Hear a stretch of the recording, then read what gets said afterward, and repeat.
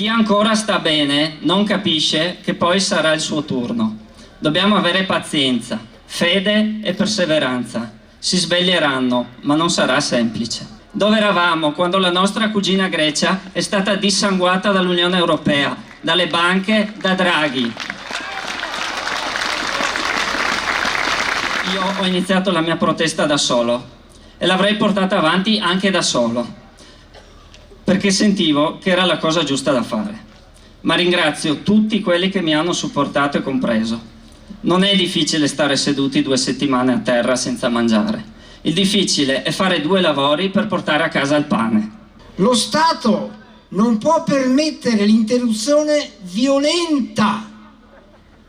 Lui dà dei violenti di un pubblico servizio senza reagire. Il rischio è lasciare scivolare il paese nell'anarchia ai ricatti estremisti. Questo signore si chiama Riccardo Illy.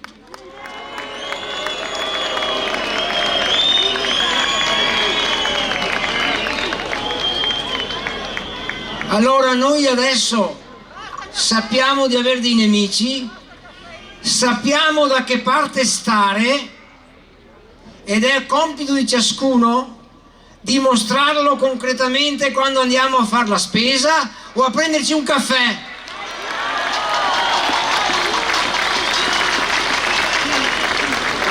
Noi siamo ogni giorno, da oggi in poi, anzi da ieri, ogni momento della nostra vita siamo militanti, ricordatevelo. Ogni piccolo gesto nostro è importante. E allora, siccome noi siamo abituati a dare a Cesare quel che è di Cesare, a dir pane al pane, vino al vino, caffè al caffè, ho l'onore di avere qui con noi un altro più grande del primo, imprenditore del caffè di Trieste, con un'azienda storica, il quale invece ha detto: Green Pass, io sto con i portuali.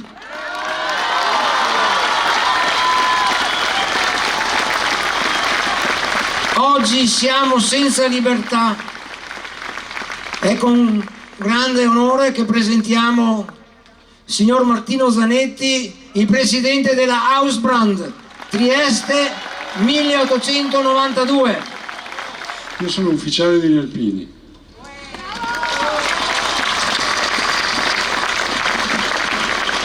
Voglio stigmatizzare l'imbecillità di mandare dei militari con il fucile puntato in mezzo alle carrozzine. È un generale che se ne vanta anche, un generale finto alpino.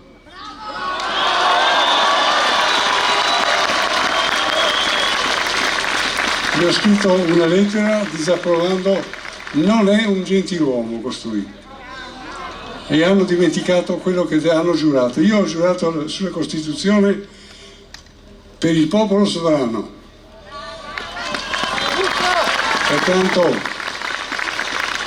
siccome la legalità parte dal basso e si ferma al responsabile di regione, noi abbiamo alcune figure, non faccio nomi, che come nell'antica Grecia occupavano il potere, si chiamavano tiranni, illegali. Per cui io onore alla polizia, onore ai carabinieri che fanno una fatica orba a cercare di fare il loro dovere per obbedire a qualcosa che non ha una legalità. Io non sono per l'educazione, sono per la rivoluzione pacifica e l'educazione post, perché educazione mi fa un po' paura. Rivoluzione pacifica vuol dire prendere e rivoltare come un calzino questa porcheria che continuano a chiamare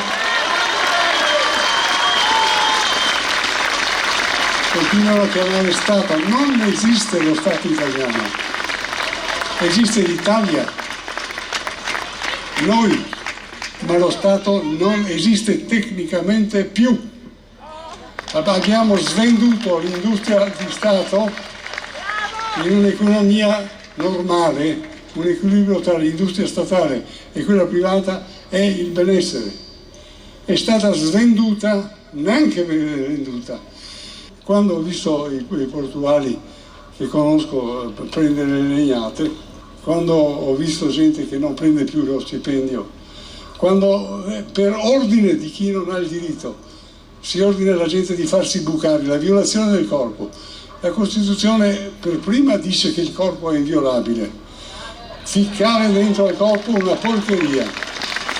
Una mia collaboratrice ha fatto la terza vaccino, è andata per terra e continua a curarsi con gli antistamici.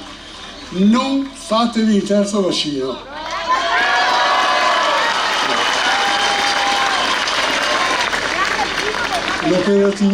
L'operatività di quel signore che ha 2 fabbriche nuove per vaccini in Italia, l'operatività l'ha già sperimentata in Africa con sua moglie e hanno sterilizzato migliaia di ragazze. Sono degli assassini. Quello che noi stiamo vivendo è il nazismo nella peggior specie. Quella maestra che ghettizza i bambini in un angolo è una razzista. È solamente una truffa, è una guerra biologica. E allora sarà un po' pesante e dura vincerla, perché costoro hanno un reddito che equivale a 3 volte il reddito degli Stati Uniti. Qualcuno va sulla Luna, vuole andare su Marte, a cosa diavolo fare? Noi abbiamo 2 teoremi, quello malthusiano che segue Monti e compagnia bella, che vuol dire sempre più poveri. La illegalità è grande e non è tra di voi, è sopra, è a Roma, e non è solo a Roma. Quando un leader canadese viene fuori dicendo che ha fatto tanti vaccini, mi ricorda quei responsabili dei lager che si vantavano del numero di morti che avevano fatto. Grazie per la testimonianza preziosa. Siamo in guerra e Trieste non è che l'inizio. Non aspettiamoci che a gennaio finisca magicamente tutto, che ci concedano la libertà e il rispetto dei nostri diritti per grazia divina. Dobbiamo capire in maniera intelligente e strategica quali mosse fare in futuro, quali sono i punti nevralgici del nemico. Noi siamo pacifici, non passivi, non disorganizzati e soprattutto non siamo cretini.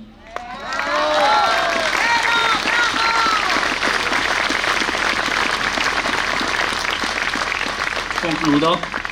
Anche se può sembrare persa in partenza, è pur sempre una partita a scacchi, in cui ognuno di noi non è altro che un semplice pedone. Ma anche il pedone più piccolo, se è determinato, se avanza insieme agli altri, potrebbe diventare un giorno una regina e farci vincere la partita.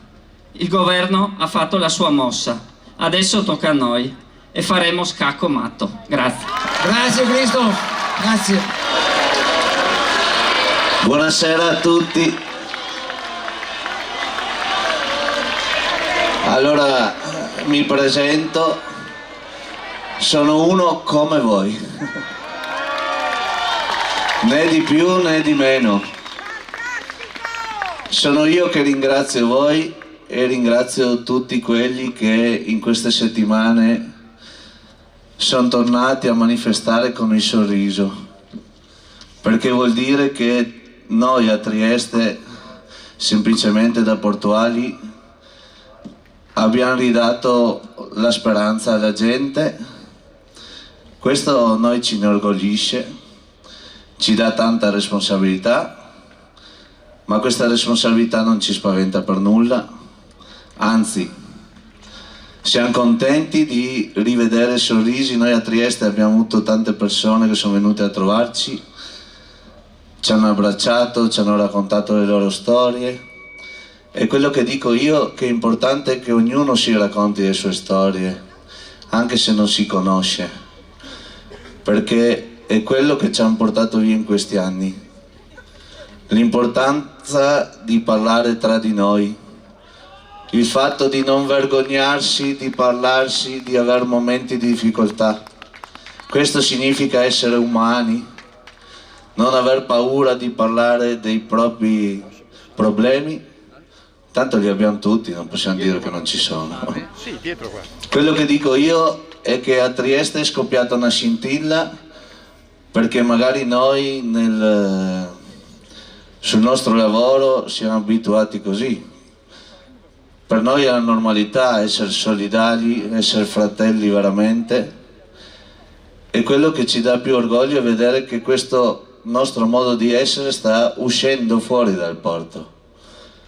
Perché in questi 10 giorni ho visto tante piazze italiane e ho visto tanta gente sia vaccinata che non vaccinata che inizia a parlarsi ed aiutarsi.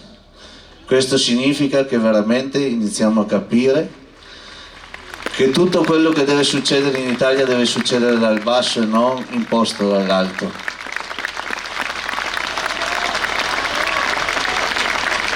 Vi posso assicurare che il 18 la mattina il porto non era bloccato come nei giorni precedenti, sono entrati i lavoratori che volevano lavorare, sono entrati i tir che volevano andare dentro, perché se ti batti per una libertà di scelta non puoi togliere la libertà di scelta agli altri. Devi essere coerenti con le proprie scelte, quindi uno deve essere libero di fare quello che sente. Secondo noi si può non avere la stessa idea, ma il rispetto tra le persone non deve mai mancare. Sono stati momenti difficili perché è stato difficile star fermi, però ci siamo resi conto che l'unico modo per combattere contro questo governo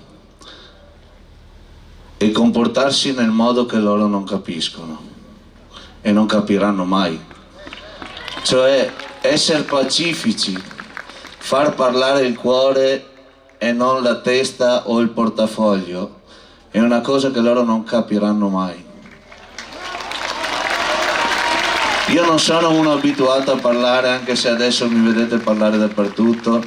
Io non sono uno alla quale piace andare alla TV. Sono andato, come avete visto, questa settimana perché la giornalista che rappresenta Trieste ha raccontato la storia vera di quei giorni. Quando mi sono trovato davanti a una delle scelte più difficili di questi giorni, quindi annullare le 2 manifestazioni, tutti mi dicevano: oh, guarda, qui si prevede una resa. Io devo dormire la notte con la mia coscienza.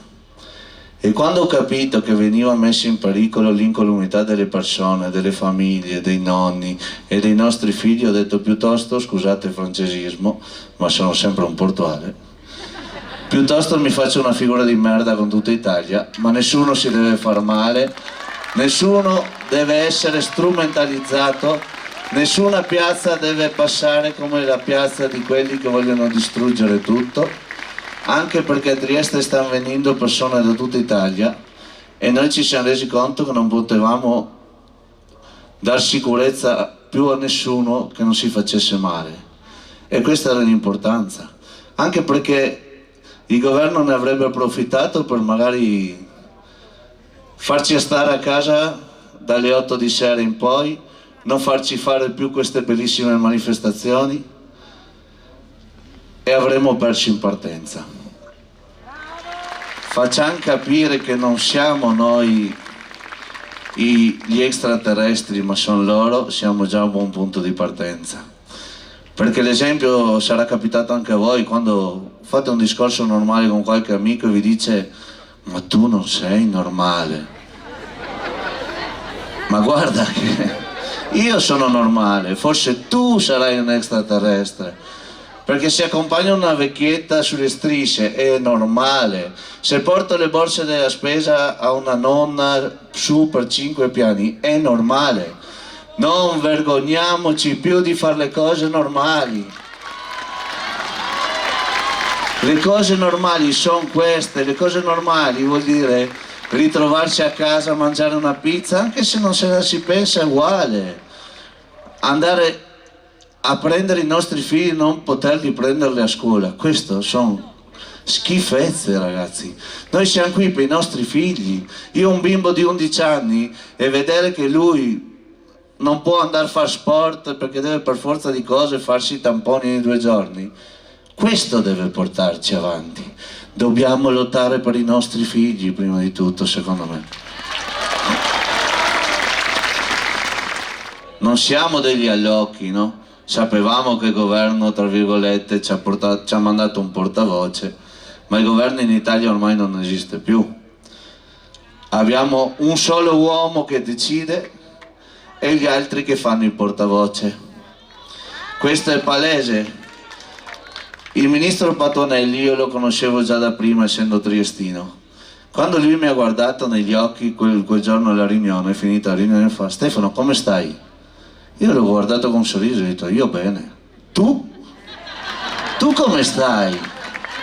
Tu come stai che devi sottostare a un ricatto prima di tutti? Tu come stai che sta vendendo il tuo popolo, la tua città e tutto il popolo italiano? Noi dobbiamo guardare in faccia fieri queste persone. Dobbiamo essere orgogliosi di voler lottare per i nostri diritti, orgogliosi per lottare per una scelta di libertà, una Costituzione che è stata scritta da persone che hanno anche dato la vita per farla.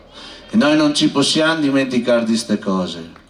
Il segnale è partito da Trieste perché era inutile andare contro il governo italiano. E siccome a Trieste c'è l'export, il 90% di export, il segnale doveva arrivare all'Europa. Erano loro che dovevano andare a tirare le orecchie al governo italiano. Questo interinale da 7 anni e mezzo ha tirato su un gruppo di 300 lavoratori di tutte le aziende di Trieste che rappresenta Econò in Porto, e adesso ha creato un gruppo, la gente come noi, che si dividerà in vari gruppi italiani, perché quello che dobbiamo fare è sorridergli e parlare con il cuore a questo governo, perché non ci capisce, non capirà mai la nostra lingua, ma dovrà essere la nostra lingua a decidere per noi e per i nostri figli. Grazie ragazzi, e non grazie a Stefano o ai portuali, grazie a voi. Ciao. Ciao a tutti. Grazie di cuore. C'era V per Vendetta, quello è un personaggio che mi piace. Fece saltare il Parlamento, quindi diceva: mentre il manganello può sostituire il dialogo, le parole non perderanno mai il loro potere. E le parole, se ascoltate da chi le vuole ascoltare, ci portano alla verità. E allora la verità, che è una delle cose che io cerco di raccontare in piazza, è quella cosa che ci unisce, mentre invece la menzogna è quella cosa che ci divide. Ci divide da ormai 20 mesi.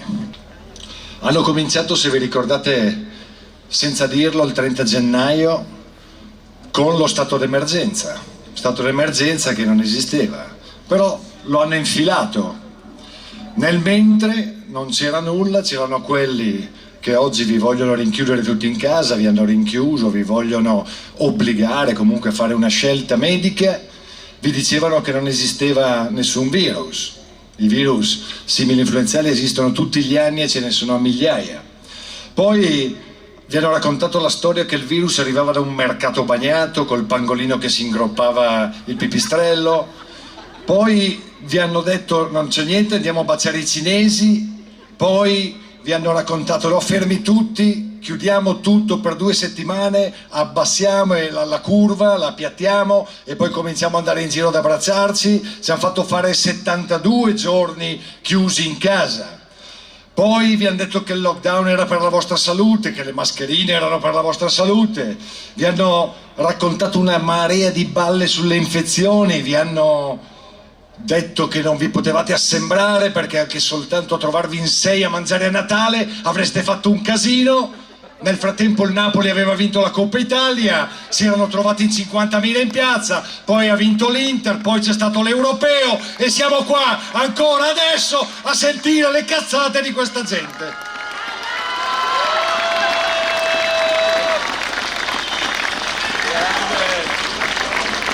Allora, è vero che bisogna fare le cose normali, come dice Puzza.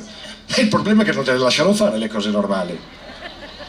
Questo è il grande problema. Il problema è che ci vogliono neonormali, cioè scemi, cioè controllati, cioè schiavi.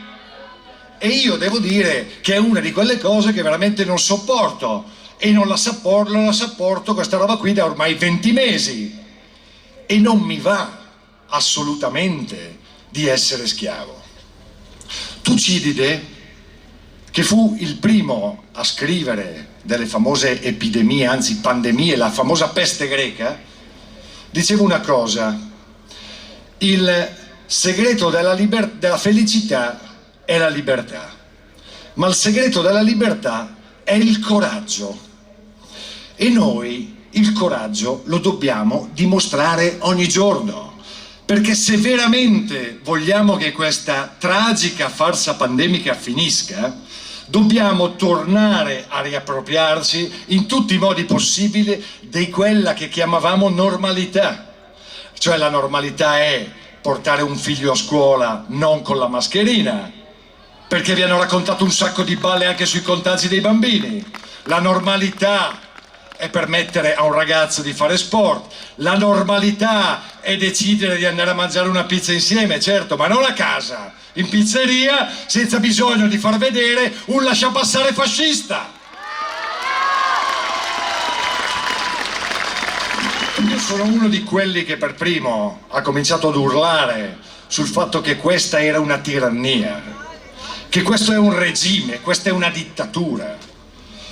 Ufficialmente vengo per presentare questo libro, da cui non tiro fuori un centesimo, perché ogni euro va esattamente al comitato Chomsky per aiutare quelle persone che hanno il coraggio, come Christoph, come tanti altri fra di voi sono sicuro, di dire no alle regole criminali di questo governo. In questo libro, a parte un paio di introduzioni fatte dal bravissimo Fabio, dal mio amico Alessandro Fusillo, c'è soprattutto la testimonianza di chi è stato guarito da un medico, di chi è stato curato da un medico, quando quei criminali, quei bastardi genocidi hanno fatto di tutto affinché le persone morissero intubate in ospedale, hanno fatto di tutto affinché non venissero curate. E non ve lo dico io, perché c'è ancora oggi siamo ancora oggi, fine ottobre 2021, a sentirci dire che non esistono le cure. Esatto, scrive, questa è una testimonianza anonima: il 4 gennaio scorso mi sono sottoposto al tampone e sono risultato positivo. In seguito il medico di base, invece di aiutarmi e prescrivermi qualcosa, mi ha detto di seguire le fasi dettate dall'USL 4, che se non sbaglio è quella che ha messo sotto inchiesta il nostro Riccardo, pensate un po' voi. Hai la 2? Vabbè, è uguale. 2 più 2 è 4. Attraverso amicizie con la A maiuscolo ho seguito poi le indicazioni del dottor Chomsky, il quale mi ha prescritto le medicine del caso e il percorso farmacologico da fare, consigliandomi anche l'uso del saturimetro per tenere sotto controllo l'ossigenazione. Ho avuto febbre fino a 39 gradi e una modesta difficoltà respiratoria, ma in 15 giorni, rimanendo a casa in tranquillità, sono guarito completamente, come poi è risultato dal tampone effettuato. Al dottor Chomsky dico grazie, ma è molto riduttivo. Scrive, sono un centinaio le testimonianze. Mauro Calcinotto: a fine marzo ho contratto il Covid, avevo febbre e tosse. Il mio medico di base mi ha detto di mettermi a letto e prendere la tachipirina al bisogno. E per i primi 5 giorni non dovevo fare altro. Ogni giorno stavo peggio. Una mia conoscente mi ha consigliato di contattare il dottor Chomsky, il quale mi ha mandato la sua terapia. Con lui avevo un contatto telefonico giornaliero, già al secondo giorno di cura stavo meglio. Gli sono molto grato e lo ringrazio infinitamente, questa è la mia testimonianza. Speranza! Hanno scritto un protocollo nel quale dicevano ai medici che dovevano raccontare che ciò che serviva era tachipirina e vigile attesa. È criminale, tutto questo è criminale. Guardate che dopo le testimonianze del 40, se noi abbiamo imparato qualcosa, poco purtroppo perché le vediamo replicate oggi, bene, fecero Norimberga, e a Norimberga quelli che non hanno curato le persone, quelli che hanno sperimentato sulle persone e che hanno cominciato con la sterilizzazione per poi passare all'eutanasia e concludere con la soluzione finale, sono finiti impiccati. Certo, sono il primo a pretendere e a volere che si faccia la resistenza in maniera pacifica, ma ci hanno dichiarato guerra. Ce l'hanno dichiarata loro la guerra. Sentivo prima che si diceva vaccinati e non vaccinati, giusto. Io non ho mai parlato male del vaccino, nel senso che, perché non me ne frega niente. Però c'è una letteratura incredibile che parla di questa cosa. Ma il problema è che io non ce l'ho col vaccinato, io non ce l'ho con chi vuol fare eventualmente quella scelta. Anzi, il problema che mi pongo è, ma perché lui ce l'ha con me? Ma perché lui non mi permette di vivere normalmente? Ma perché crede alle cazzate che va raccontando Draghi? Ma ragazzi, Draghi è andato in TV, in Parlamento, a reti unificate per il mondo a dire chi non si vaccina muore! Ma vi rendete conto? La potenza delle parole! È criminale andare a raccontare cose del genere. Lo vogliamo dire o vogliamo nasconderlo? No, dobbiamo dirlo, perché la verità è fondamentale per la libertà, soprattutto a quelli che non vogliono sentirsela dire e se lo devono sentire dire che sono dei criminali, perché da tali si sono comportati. Comunque un po' di colpa ce l'abbiamo ragazzi, l'abbiamo anche noi, perché ci siamo un po' comportati come quei maiali selvatici che per un po' di mangime si sono fatti recintare dentro. E io troppe volte, sentivo raccontare dalla gente, ma ci vorrebbe una legge, ci vorrebbe lo Stato, cioè nel paese delle 350.000 forse leggi ci vorrebbe una legge. Nel paese in cui lo Stato ti fa un culo così, ci vuole lo Stato. Dov'è lo Stato? Eccolo lo Stato, cazzo. Qui come ci ha ridotto lo Stato? È già buono appunto che oggi riusciamo a trovarci e a riunirci. Ma lo Stato, ve lo dico con parole chiare, e ricordatevi quello che vi ho detto delle testimonianze dei tedeschi e delle testimonianze di Chomsky. Lo Stato è il più grande fabbricatore di vedove e orfani che la storia dell'umanità abbia mai conosciuto. E vi parlano della Costituzione e vi hanno fatto una testa così. La Costituzione se la sono messa sotto i piedi e gridano vendetta le 3 sentenze della magistratura di settimana scorsa. Quello fa spavento, perché vi hanno parlato anche di democrazia, della tripartizione dei poteri, del potere legislativo, esecutivo, di quello giudiziario che fa, in nome del popolo, fa le sentenze. Abbiamo visto qual è stata la sentenza, ad esempio, rispetto al ricorso che ha fatto l'avvocato Fusillo per l'obbligo vaccinale per i sanitari. Una sentenza che grida vendetta. Abbiamo visto qual è stata la sentenza nella quale se ne fottono persino di quella che è la Costituzione italiana e l'importanza delle fonti delle leggi. Se ne sono fottuti altamente, hanno detto il Consiglio di Stato che in Friuli va bene così, che si può obbligare a vaccinare la gente a vaccinare la gente. Lapsus. E la terza, quella della Corte Costituzionale, che con la stessa identica motivazione, cioè senza entrare nel merito, ha ribadito gli stessi concetti. Ma allora cosa deve fare il famoso popolo a un certo punto, quando si accorge di non essere più libero, quando si accorge di essere schiacciato dallo stivale del potere? Che cosa deve fare, visto che ci hanno sempre raccontato che si deve ribellare?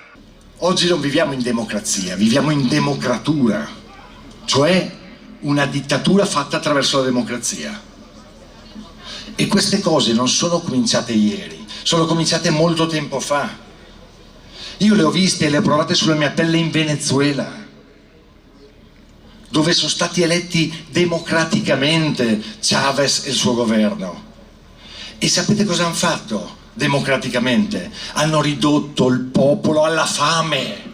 Sapete cosa hanno fatto democraticamente? Hanno fatto scappare dal Venezuela 6 milioni di persone negli ultimi 2 anni.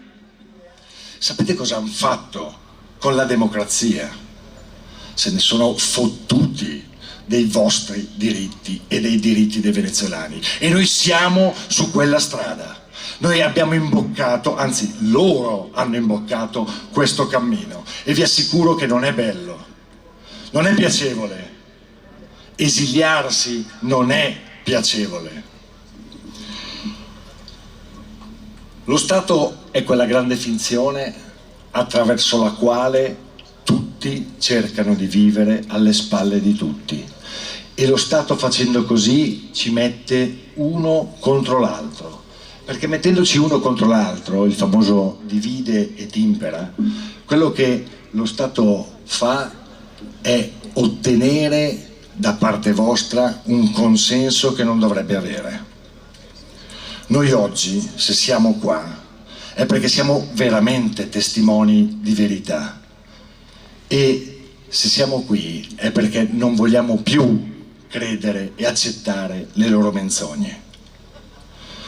Noi oggi in questa piazza, e siete una quantità devastante di persone, davvero mi fa un piacere enorme, soprattutto pensando agli organizzatori, al comitato Chomsky, agli ospiti che sono venuti e al dottore.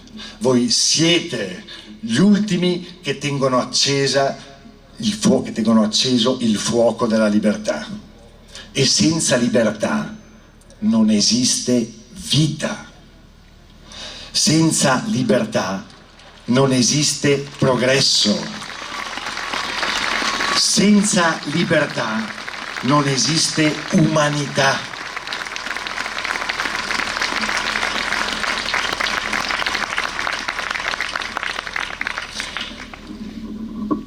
Noi non siamo maiali selvatici, noi non vogliamo farci rinchiudere in un recinto, noi abbiamo scelto di alzare la testa, noi siamo quelli che non accettano e non accetteranno mai la nuova normalità. Abbiamo una priorità assoluta, la priorità di tornare a vivere liberi. Viva la libertà! Aspetta un attimo. Mamma mia, tanti anche questa sera! Siete un'incredibile energia per me, perché se mi dovessi guardare solo allo specchio la mattina per dire guarda che bravo, che bello, che non è vero, sarebbe poca cosa. Ma guardo voi, guardo i vostri occhi, guardo la vita, e questo serve per continuare a lottare e a battersi, nonostante il nemico cominci a bombardare sempre più da vicino. Ma noi non abbiamo paura di morire, figuratamente, sia chiaro? Quindi lotteremo, e non siamo soli. Grazie Christoph per quella che è stata la tua battaglia, che è molto più difficile della mia sicuramente, e che stai portando avanti come ulteriore esempio. Saremo anche con te. Grazie Stefano per quello che ci hai dato, perché la risonanza, la conoscenza ha smosso tante persone, e lo dico chiaramente, qui non c'è una guerra tra vaccinati e non, c'è la guerra per difendere tutti, perché la fregatura è per tutti e si chiama dittatura con motivazioni sanitarie. con scuse sanitarie. Dai, fatemi vedere gli occhi che splendono, perché noi siamo il popolo, siamo la gente, non siamo gli automi, non siamo Draghi, non siamo vuoti dentro e fuori.